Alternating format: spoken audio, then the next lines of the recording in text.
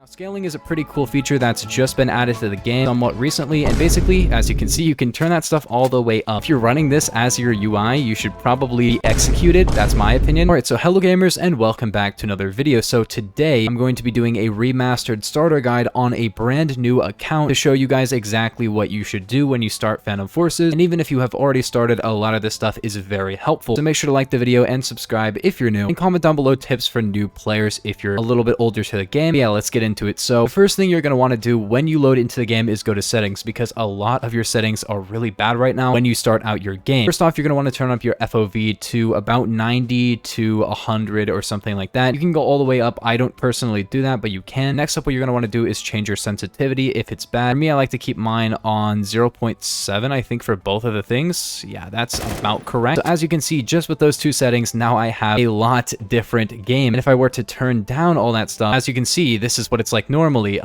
Very high sensitivity. Of course, that can change person to person, but the default sensitivity is like 4 times what it actually should be. So yeah, that's why it's pretty bad. And of course, the default FOV is terrible. This site should be zooming in like 1.5 times, and as you can see, it's really not zooming in at all. So don't use this, definitely. But of course, there will be some other things you need to change. So first off, put that on whatever you need to. Mine is about 7.6, 7.2 for each of them. Keep playing with that until you figure it out. If you have a controller, you should mess with that. But of course, here you could change on sprint toggle, and that does sound pretty good if you're just starting out the game. And that basically means if you press shift, it actually will toggle your sprint, and you will always be sprinting until you press shift again. That could be pretty cool, but I don't really use that, and I also don't use double tap sprint, which is just like Minecraft. If you press W twice, you will start sprinting. But honestly, you're going to want to go with the regular sprinting, which is of course holding down shift as you go. And toggle sprint is not too bad either. I personally don't use it because there's a lot of times that I don't want to be sprinting, and I will just hold down shift. It doesn't really affect my gameplay that much. But next up, we need to actually talk about all of these settings here, because a lot of these things can be turned off. The first thing that's very important here is basically spawn in. If it's daytime, go oh shoot, and then F5. You're going to want to do this as quickly as possible. You're going to want to turn off your day-night cycle, because generally speaking, in this game, you actually will switch between day and night. You don't want that because you actually have no advantage to using night. In this game, you can have it always day, never night. Night does look cool, so if you want to have that, you can keep that on. But of course, for gameplay, it's going to be better if it's daytime. So you got to keep in mind, other people that don't have that setting off are playing at night, so they're going to have a little bit more trouble seeing you, and you're going to have less trouble seeing them. So you basically get an advantage, which is really, really cool because everyone can use it. Scrolling back up to the top here, these two will start as false, and I do recommend keeping them off. Blood splatter is kind of cool, but it's not really necessary. You can turn it on if you like it aesthetically. Hit-friendly damage is kind of interesting. Basically, when you take damage, before it used to have a red border around your screen. Now that border is black or gray, and honestly, I actually prefer the gray one because the red one kind of affects your vision a little bit more. As you can see right now, I've actually taken a little bit of damage, and the damage marker is still red, but if I take like a ton of damage here, it doesn't actually have that big of an effect. But if I show you it on non-kid friendly damage, it's gonna be a little bit different, you know? Not because it's like, oh no, it's blood, I'm scared. It's just because it actually has like a bigger effect on making it more difficult to see. As you can see,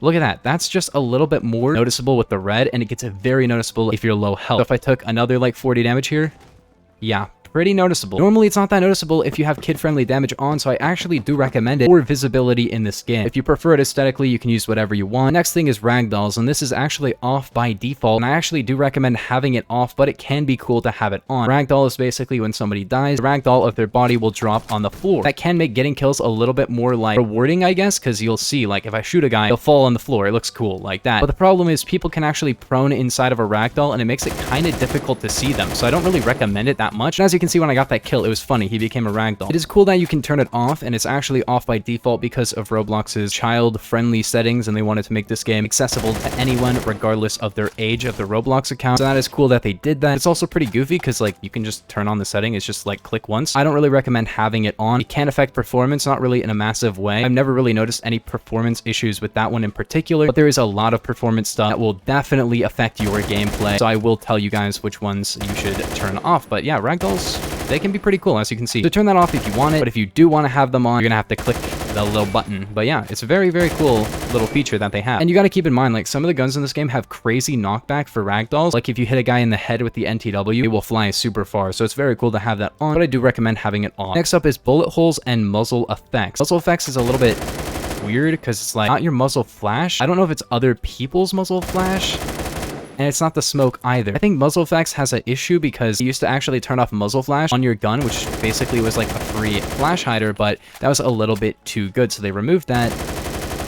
So I guess you can turn off muzzle effects, but apparently it does not have an effect right now. But then we have bullet holes, and bullet holes I actually do recommend having on. You have them off. If you shoot a wall, nothing happens. Kind of cringe. If you're testing like recoil patterns and stuff, you want to have these on. They will have basically little to no effect on your gameplay because it's a really PNG that just puts on the wall every time you shoot a player. So it shouldn't really have a massive effect on performance or gameplay, but it's just cool to have them on in general, you know? As you can see now, I can actually test where are my bullets landing. As you can see, it's just like a little kind of low res image. Shouldn't have a massive effect on gameplay. So do keep those on if you want it, but if you want them off, maybe you're like, it'll have a tiny effect on performance. Definitely turn them off if you want that. Sparks is basically when you hit stop, as you can see, like there's sparks bouncing off. And ROBLOX particles is basically that dust. It can have a massive effect on your frame rate though if you have the ROBLOX particles on. That can really hurt your performance. If you're shooting a wall accidentally, let's say like jump, that can actually really affect your frame rate, especially on a bad computer. And honestly, having those two off is basically a must for most people. Bullet casings will have a tiny effect on performance, but I kind of like to have them on because if you look, little bullet casings. Very cool. And they do change depending on the caliber of your gun, so I really like to have them on. They're cool. Not going to be a huge issue, but if your computer is pretty bad, I do recommend turning it off, but it won't really like affect the visibility. Main things you want here is performance and visibility, as well as like aesthetic purposes, you know, because you want to have some stuff on just because the game will like look better or be more fun to play, and I do like having those little bullet casings on. Next thing is chat, and the chat in this game is kind of annoying, and you can also vote kick people if they're cheating, which you will have to do at rank 25. And I just opened the chat and it was very bad. I'm not going to show it on screen because it was bad. You can turn off chat if you want to. Next up is all these HUD elements. Basically every single one you need to have on, except of course toggle streamer mode. Streamer mode will basically make every player's name player. This is bad to know who's died in the kill feed, what player is using what gun. If you're playing with friends, you won't know who they are. Streamer mode is pretty bad and I don't recommend it, but everything else should be on. You could turn off radar, but like radar can be helpful too. But next up is these things rendering. Now these are the biggest things that will affect your performance. ROBLOX shaders is something you should probably turn off. That basically makes it so if you look at the sun, it will do a big funny and blind you in the face. It looks cool, but has a massive effect on your performance. It does make some stuff really cool and bright, but as you can see, like not good. If somebody's like up on the building and I'm like down below, the sun could block my vision, as you can see, but it looks really cool, you know? I just don't really recommend having that on, and have a pretty big effect on performance as well. Next up is global shadows though, and this is something that I actually turn on because in my opinion, it actually looks pretty bad off. As you can see, kind of ruins all of the lighting in this game, which yeah, you can see people easier, but I mean, for me personally, since I'm somebody who makes videos on this game, it just doesn't look as good in my opinion. Yes, definitely turn it off if you want maximum performance, but honestly, the game looks quite a bit worse with this. As you can see, like this entire area, it's really just one color, and if I turn this back on, you're gonna see a very massive increase in just how detailed the environments of this game feel, you know? It just feels like a lot better. The shadows in this game are not perfect, but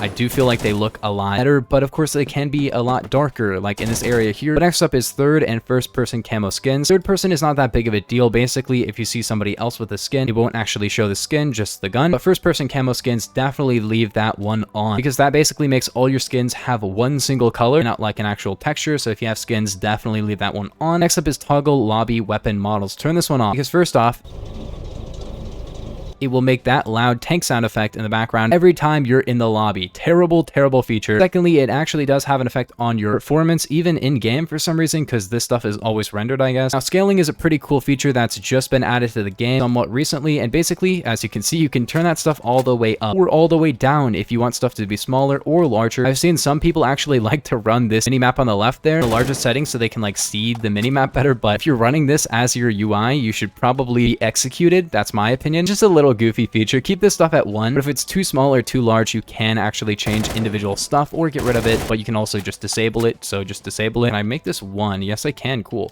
Yeah, keep in mind, guys, you can actually type in exactly what you want instead of like trying to do the scrolling, which doesn't always work. As you can see, I can't get it to 1. Now, advanced settings, don't mess with this, honestly. Max blood parts you can turn down or up if you're using blood. That's basically how much blood is allowed at maximum, and doesn't really matter. None of this is really that important, but that's your settings. So next up, I'm going to talk about what you should be doing when you start playing the game. First off, you're going to want to select your gun. I'll talk about each gun that you start with a little bit here. The AK-12 is a pretty all-around assault rifle, great for medium range to long range, and it's alright in CQC as well. If you press V with it, you will be able to use the burst, and that will basically give you an extra 300 RPM and more damage per second, but a little bit more recoil. Definitely a really solid option, maybe the best one overall, but I prefer the MP5K probably. The MP5K does a lot less damage over range, doesn't have as good range as the AK-12 because it's a PDW, but it fires very quickly, has pretty low recoil, and has a fast reload and very quick handling. The M4A1 is basically like a mix between the two. It fires faster than the AK-12, but slower than the MP5K. It does 34, so it does more damage than any of the guns so far, but it does fall off a little bit harder than the AK-12 over range. Has a pretty fast reload time, low recoil. M4A1 is a really good option as well. The Colt LMG does a lot more damage, but fires a little bit slower, as fast as the AK-12, and has some recoil to it, but the Colt LMG is a really solid option because of high damage and a large magazine. The Intervention is a bolt-action sniper rifle with a very far one-hit kill range, great velocity. It's a very, very good sniper rifle, but it kind of requires attachments. You can select anything. M4A1 is really, really good overall, but any of the starter guns will work. We also have the KSG-12 at rank 1, which is a pump-action shotgun, and I'll talk about the attachments in just a second. But let's talk about a little bit like your actual gameplay. What do you want to do when you spawn in? Well, basically, look at the radar. If you see the little red arrows, walk towards that area and start figuring out how each map works. If the blue dots disappear, that means your teammates are dying, so just go over there and try to find the guy. And the movement in this game is a little bit complicated. I have a full guide, so look up Phantom Forces movement guide and check out my video, or I will put a link down in the description. But also, you can actually press V when you're over a gun. Well, hold it down, and you can pick up other people's guns and use very high rank guns. This is the Chris Vector. I should definitely not have that gun at this rank. So when you go around, just basically hold down shift and press C occasionally and then shift again. Now, you can definitely get better movement. I recommend you watch my movement guide because that will give you a lot more information on how to be good at the movement in this game. And also, if you have an LMG or a shotgun or even the MP5K, certain guns have this. If you press T, you will alt aim, which is a very, very good feature that allows you to aim down the side of your gun. It actually does count as aiming down sight, so you get pretty good recoil with it. But yeah, definitely try that out. Let's talk about attachments. So what is good for your attachments? Right now, when you don't have that many kills, use the Z point. It'll be the first attachment you really get, and basically only use stuff from this category on most automatic guns. Iron sights are pretty bad, scopes are kind of bad, and special sights are cool. The AMT Terminator is good, the OEG is good, but those are very,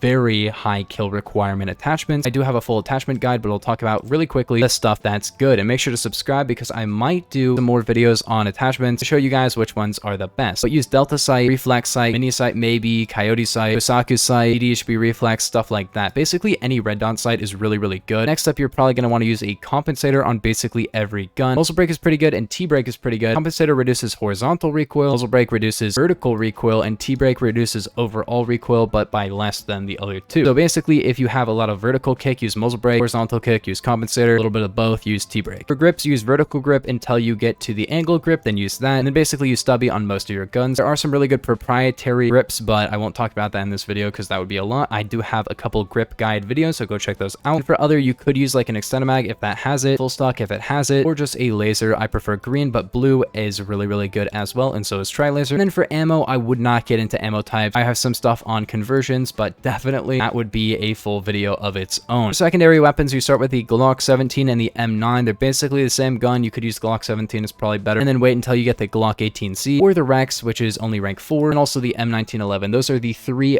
very, very good starter secondary weapons. Wait until the end of the game. They're very, very good. Grenades are kind of interesting. Basically, once you get to rank 2, get this grenade. That's it. You're probably going to be good after that because the Mark II frag is very, very good. And then for melee, you have a few melees already. Trench knife, Tanto, and the knife. Honestly, don't really mess around with melees too much.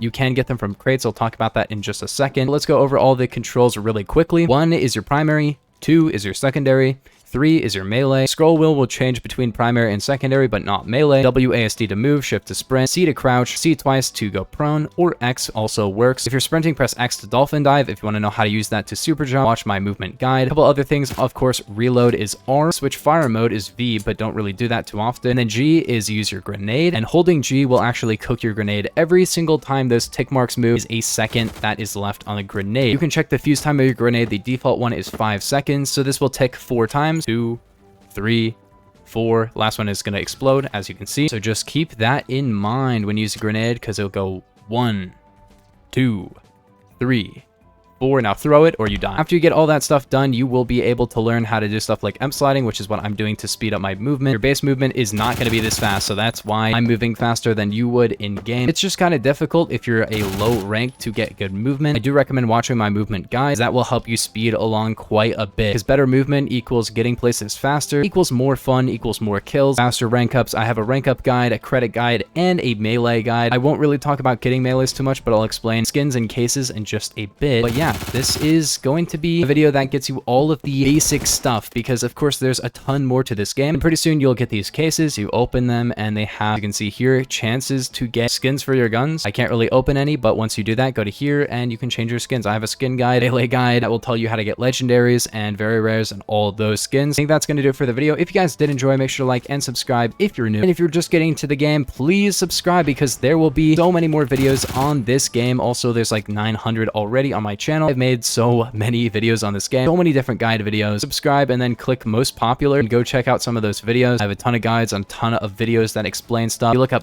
new meta in Phantom Forces, that will probably show up the latest version of that video that I made that explains everything that's meta in the current game. So if you want to know which guns are good, I have a best guns under rank 50 video. I have so many videos that explain so much stuff about this game. But yeah, that's just the basic stuff. So I wish you luck on your Phantom Forces journey. But yeah, I'll see you guys in the next one. Peace. Have a nice day.